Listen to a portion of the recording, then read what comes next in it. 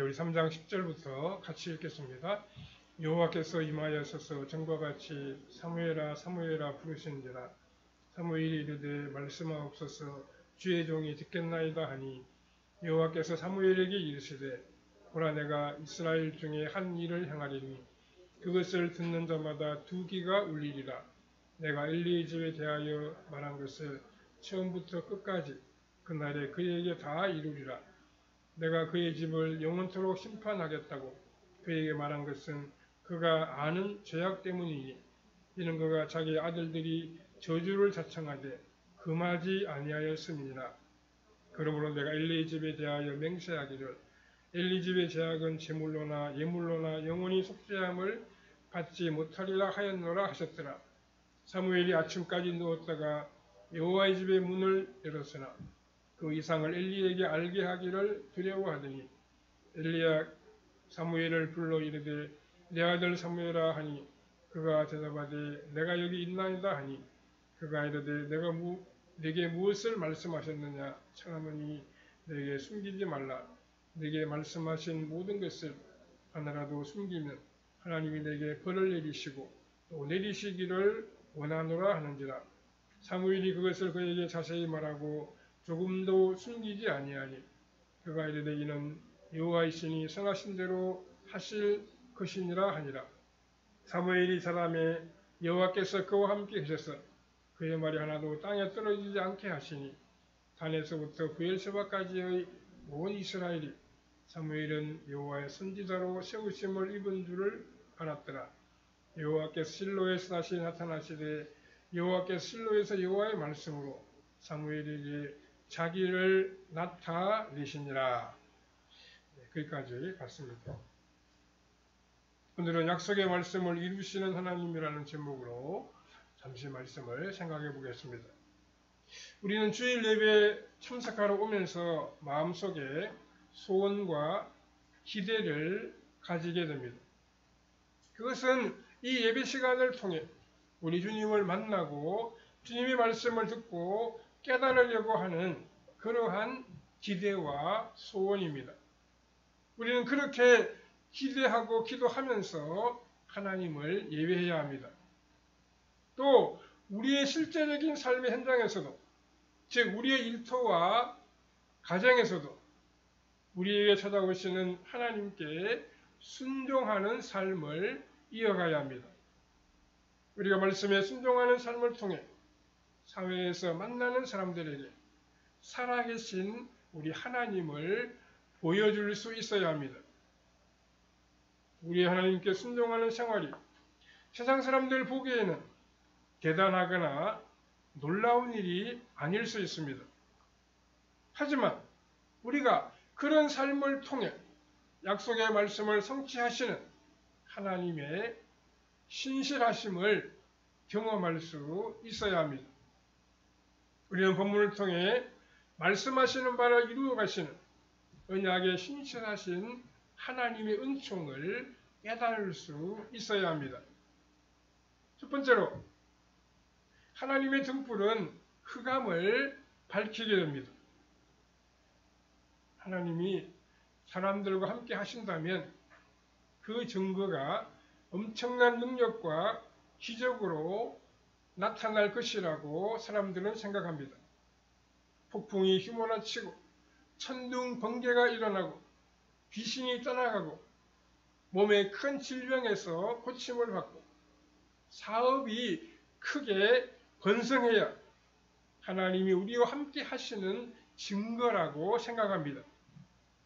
하지만 성경 말씀을 보면 하나님이 우리 인생에 찾아오시는 방법은 이런 것들과는 상당히 다른 것임을 알 수 있습니다. 오늘 본문의 앞부분인 사무엘상 3장 1절에 보면 아이 사무엘이 엘리 앞에서 여호와를 섬길 때에는 여호와의 말씀이 희귀하여 이상이 흔히 보이지 않았더라 라고 했습니다. 제사장 엘리가 살던 시대에는 하나님의 제사장인 엘리가 하나님의 말씀을 바르게 선포하지 못했습니다. 그 결과로 이상이 흔히 보이지 않았다고 말씀하고 있습니다. 여호와의 말씀이 희귀했다 해서 여호와의 말씀은 우리 하나님이 인생과 역사 속에서 반드시 실행하실 것을 약속하는 말씀을 가리킵니다. 엘리는 하나님 앞에서 그 시대를 향하여 하나님의 말씀을 선포하는 책임을 지고 있었음에도 불구하고 그 역할을 제대로 감당하지 못했습니다. 그래서 이스라엘 백성들의 마음과 그 땅에 하나님의 말씀이 희귀해졌습니다.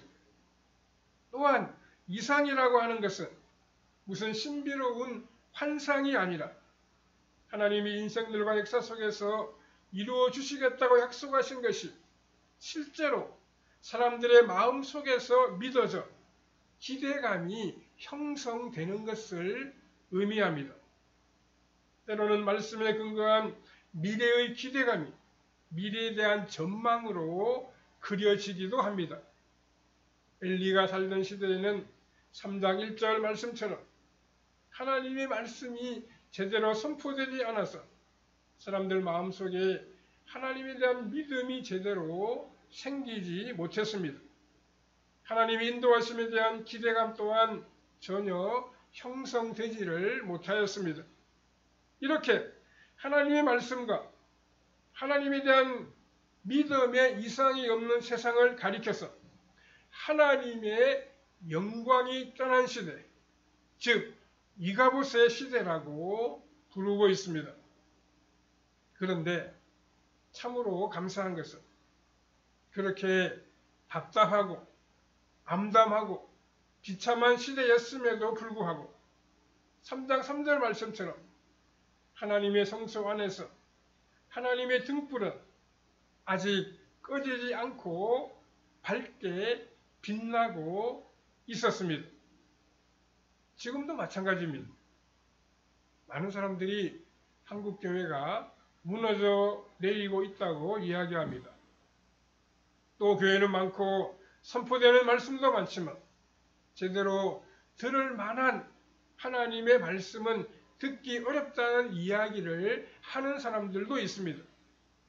그럼에도 불구하고 우리는 한국 교회에 대한 희망을 말할 수 있습니다. 왜냐하면 신명기 18장에서 모세와 같은 선지자를 다시 보내주시겠다고 약속하신 하나님께서 창세 이래로 자기 백성들에게 단 한 번도 선지자를 안 보내주었던 적이 없었기 때문입니다. 중요한 것은 들을 귀가 있느냐라고 하는 것입니다. 지금도 마찬가지입니다. 지금도 하나님은 자신의 종들을 통하여 자기 백성들에게 하나님의 말씀을 전하고 계십니다. 지금도 주님의 교회 안에서는 하나님의 말씀이 올바르고 아름답게 선포되고 있습니다. 우리 모두가 그 증거되고 선포되는 말씀에 귀를 기울이고 하나님의 뜻을 분별하고 그 하나님의 뜻대로 살아가는 지혜로운 하나님의 사람들이 다 되어야 할 것입니다. 두 번째로 임마누엘 하나님에 대하여 사람들은 무지했습니다. 본문의 앞부분인 3절을 보면 어린 사무엘이 언약궤가 있는 성소 안에서 누워서 잠을 자고 있는데 4절에 한밤중에 누가 자신을 부르는 소리를 듣게 됩니다. 잠에서 사무엘이 깨어났지만 자신을 부르는 사람이 보이지 않았어.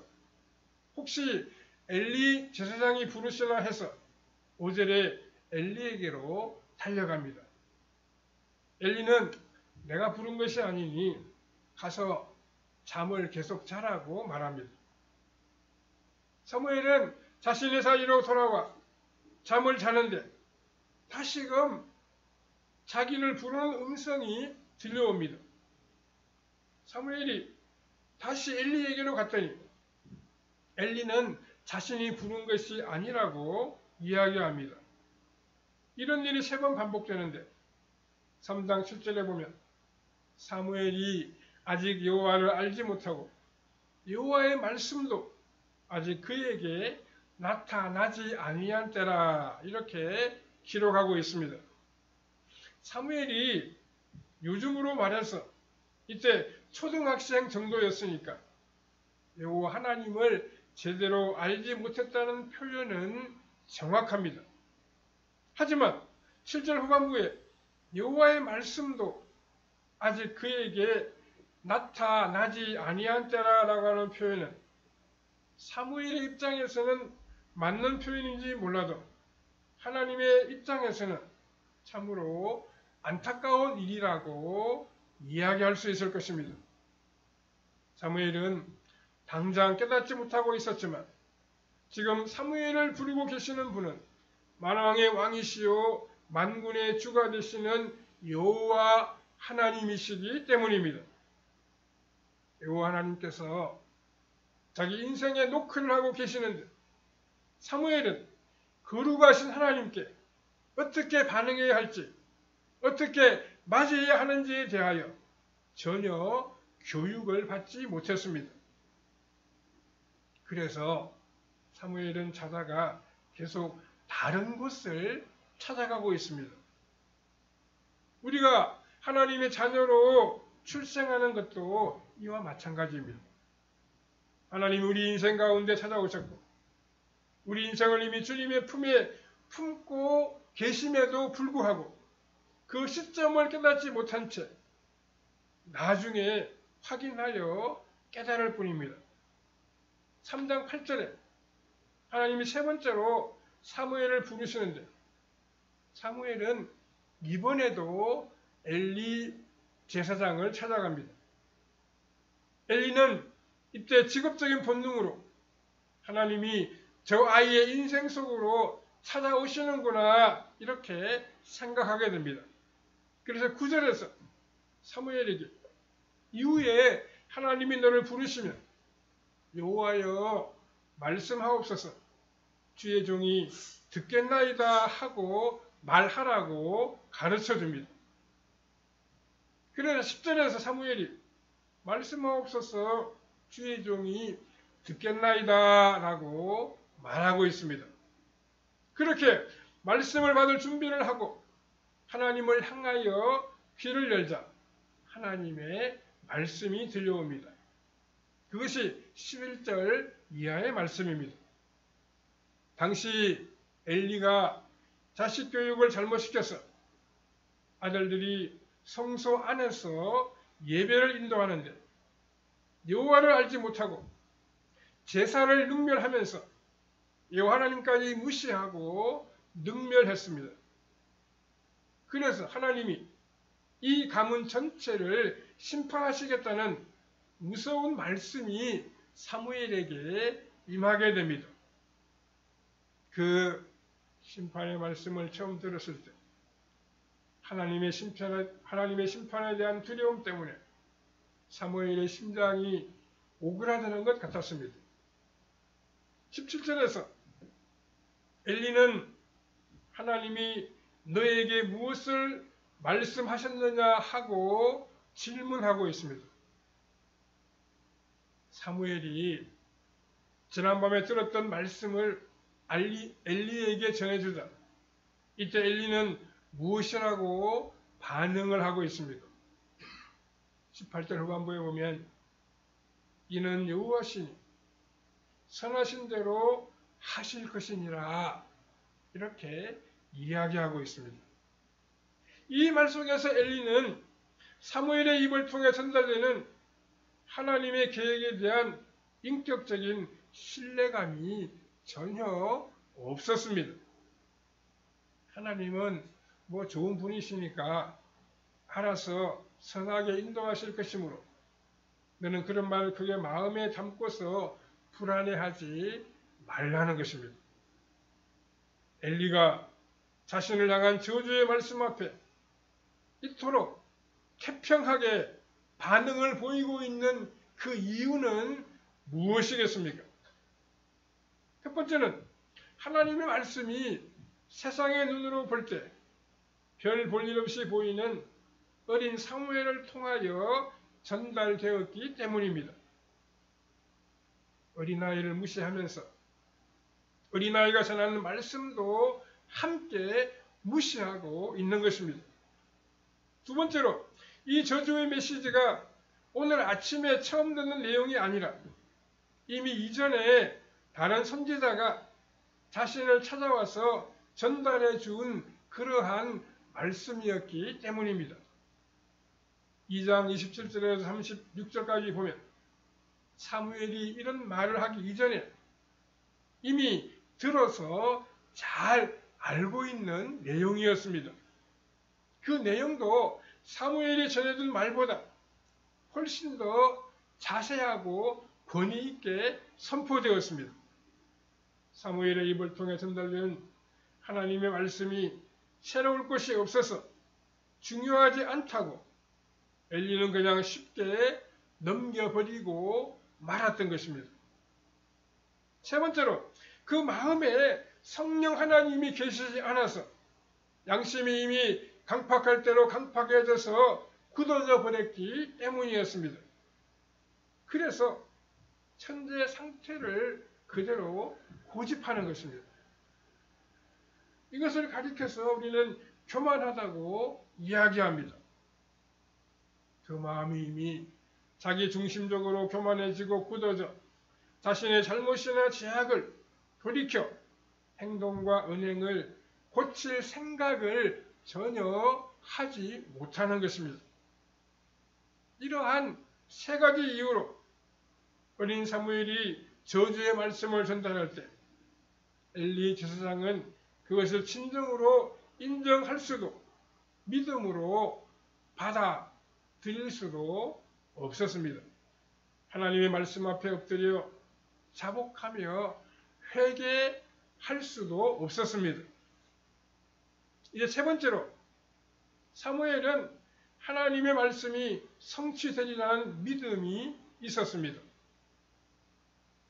이후 시간이 흐른 다음에 사장으로 가면서 블레셋이 이스라엘을 공격해 와서 엘리와 그의 두 아들과 며느리까지 모두 다 죽게 됩니다. 그렇게 시간이 흘러 역사가 펼쳐지는 가운데 하나님의 예언은 점점 분명하게 이루어집니다. 약속하신 하나님의 말씀이 역사 속에서 한치의 오차도 없이 정확히 성취되는 것을 주변 사람들이 다 지켜봅니다. 점차 사람들은 사무엘의 말을 하나님의 말씀으로 인정하고 믿기 시작합니다. 오늘 보면 19절에서 21절에 보면 사무엘이 자라매 여호와께서 그와 함께 계셔서 그의 말이 하나도 땅에 떨어지지 않게 하시니 단에서부터 브엘세바까지의 온 이스라엘이 사무엘은 여호와의 선지자로 세우심을 입은 줄을 알았더라. 여호와께서 실로에서 다시 나타나시되 여호와께서 실로에서 여호와의 말씀으로 사무엘에게 자기를 나타내시니라 라고 했습니다. 여기서 이 단에서부터 브엘세바까지라고 하는 말은 이스라엘의 전 지역을 가리킵니다. 이스라엘 전체 국토를 의미하는 말입니다. 하나님께서 사무엘과 동행하시는 증거를 이스라엘 온 땅이 모두 알 수 있도록 널리 소문을 내주셨습니다. 사무엘이 하나님 주시는 예언의 말씀을 선포하면 예언한 그대로 다 이루어졌습니다. 이 과정이 바로 하나님이 사무엘과 함께 하시는 증거라고 말할 수 있습니다. 이스라엘 백성들은 이러한 과정들을 다 지켜보면서 하나님이 사무엘과 함께 내주하시고 동행하시는 것을 인정할 수밖에 없었습니다. 3장 1절에서는 하나님이 사무엘과 함께 하시는 임마누엘의 증거가 전혀 나타나지 않았는데 19절 이하에서는 하나님이 사무엘과 함께 하시는 증거가 온 세상에 널리 소문이 났다는 그러한 말씀입니다. 그러면 하나님이 사무엘과 함께 하시도록 사무엘이 감당한 역할이나 책임은 무엇이 있었겠습니까? 이 과정을 살펴보면 실제로 사무엘 자신이 감당한 역할은 하나도 없음을 우리가 발견하게 됩니다. 첫 번째는 사무엘은 하나님이 자신의 인생 속으로 찾아와 달라고 간절히 기도한 것은 아니었습니다. 사무엘이 하나님에 대하여 잘 모르고 찾지도 못할 때 하나님께서 그의 인생에 일방적으로 찾아오셨습니다. 사무엘을 부르시고 하나님께서 그를 만나 주셨습니다. 두 번째는 사무엘이 하나님의 말씀을 구하지 않았는데도 앞으로 펼쳐질 인생과 역사의 미래에 대하여 말씀하여 주신 분도 역시 하나님이셨습니다. 사무엘이 스스로 먼저 하나님의 말씀을 구한 것이 아니었습니다. 미래 일에 대해서 하나님 앞에 말씀해 주십시오 이렇게 이야기한 적도 없었다는 말씀입니다. 세 번째는 하나님의 말씀이 자기 인생 속에서 실제로 성취되도록 하기 위해서 사무엘이 무슨 노력이나 헌신을 한 것도 역시 아니었습니다. 그저 하나님께서 그 말씀이 성취되는 방향으로 사무엘과 이스라엘 역사를 이끌어 나가셨습니다.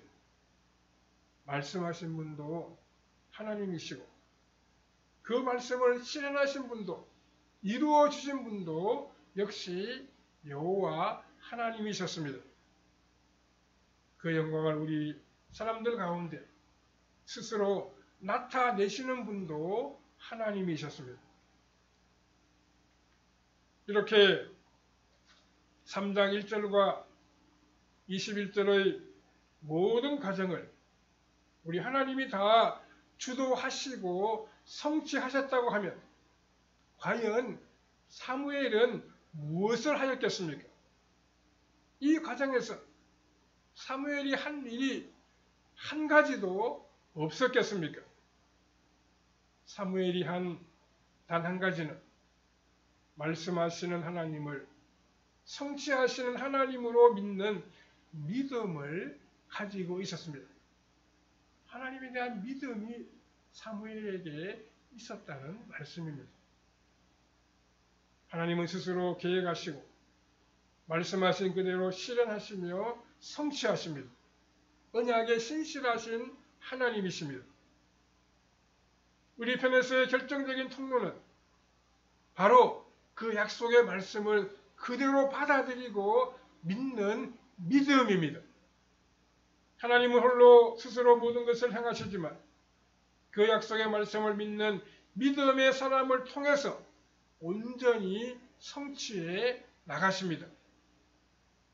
그러므로 우리 마음에 하나님의 말씀이 100% 그대로 성취될 것을 믿는 믿음이 임마누엘의 최고의 증거입니다. 하나님이 설교자들을 통하여 우리에게 말씀하시고 그 말씀을 통해서 우리 심령에 믿음을 선물로 주십니다. 이 믿음의 선물이 임마누엘로서 하나님이 우리와 함께 하시는 최고의 증거임을 믿으시기 바랍니다. 에베소서 2장 4절에서 7절에 보면 긍휼이 풍성하신 하나님이 우리를 사랑하신 그 큰 사랑을 인하여 허물로 죽은 우리를 그리스도와 함께 살리셨고 너희는 은혜로 구원을 받은 것이라. 또 함께 일으키사 그리스도 예수 안에서 함께 하늘에 앉히시니 이는 그리스도 예수 안에서 우리에게 자비하심으로써 그 은혜의 지극히 풍성함을 오는 여러 세대에 나타내려 하심이라. 라고 말씀했습니다. 하나님은 우리를 예수 그리스도 안에서 그리스도와 함께 십자가에 죽게 하시고 또 십자가에서 다시 살리시며 살리셨을 뿐만 아니라 그리스도 예수 안에서 함께 하늘에 앉히신다고 그렇게 말씀하고 있습니다.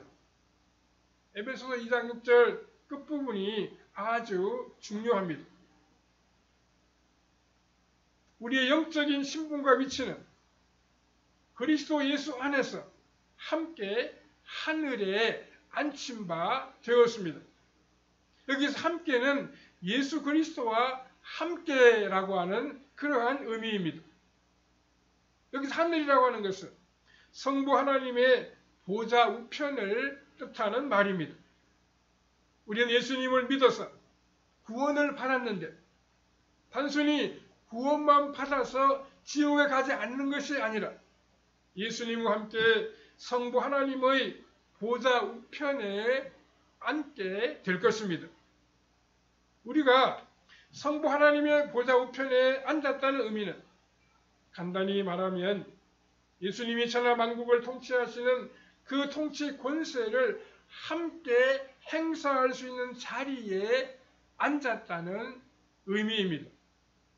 천하 만국을 통치하시는 통치 권세로서 가장 대표적인 것이 기도의 권세, 말씀 선포의 권세, 예배의 권세, 찬양의 권세를 행사하는 것입니다. 우리 성도들이 하나님의 말씀을 잘 깨닫고 그 말씀이 성취되는 과정에 믿음으로 참여하려고 하면 우리 마음에 내주하시는 성령 하나님의 감동에 아주 민감해야 합니다. 중요한 선택과 결정의 순간에 세상적인 사고방식으로 선택하는 것이 아니라 늘 하나님의 나라와 하나님의 공의가 좀 더 적극적으로 이루어지는 쪽으로 우리는 선택해야 합니다. 주님은 오늘 우리에게 말씀을 들려주시고 주의 성령을 통해서 그 말씀에 순종하도록 이끄십니다. 그렇게 순종하고 나아가면 하나님 우리와 함께 하시는 그 임마누엘의 역사를 우리의 실제 생활에서 우리 모두가 다 경험하게 될 것입니다. 하나님과 함께하고 말씀과 함께함으로 하나님의 도우시는 능력의 역사를 우리가 체험하며 하나님을 찬양하며 살아갈 수 있어야 합니다. 주님과 늘 동행하고 믿음으로 약속의 말씀을 의지하고 나아감으로 형통하고 복된 삶을 이어가는 성도님들의 삶이 다 되시기를 바랍니다. 거룩하시고 자비하신 하나님, 하나님의 은혜를 감사합니다. 우리가 이 땅을 살아갈 때 늘 하나님이 함께 하심과 동행하심을 믿게 하여 주시옵소서. 주님이 말씀하실 때 그 말씀이 다 이루어진다는 사실을 믿고 그 믿음으로 나아가는 우리의 신앙생활이 되게 하여 주시옵소서. 주님과 늘 함께하고 믿음으로 약속의 말씀을 믿고 나아감으로 아름답고 복된 신앙생활을 펼쳐가는 우리의 발걸음이 되게 하여 주시옵소서. 하나님 말씀에 순종함으로 은혜 하나님, 능력의 하나님을, 임마누엘의 하나님을 우리의 실제 생활에서 경험하는 우리의 발걸음이 다 되게 해주시기를 원하옵고 예수님의 거룩하신 이름으로 기도하옵나이다. 아멘.